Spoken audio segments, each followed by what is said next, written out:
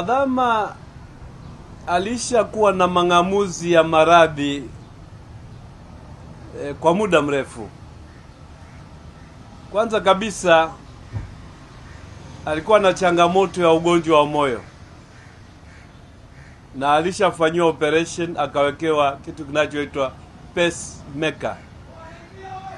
Pacemaker ni kitu ambacho kinasaidia kuratibu mapigo ya moyo au ufanyakazi wa moyo.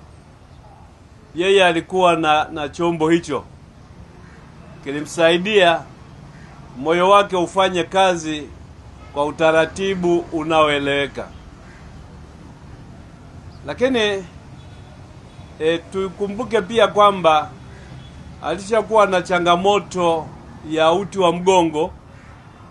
Akafanywa matibabu kwanza Ujerumani, akafanywa matibabu India, lakini hatimaye alipelekwa Marekani kwenye hospitali inayoitwa ya Cornell, ambapo alifanywa operation kubwa iliyodumu takriban masaa 13.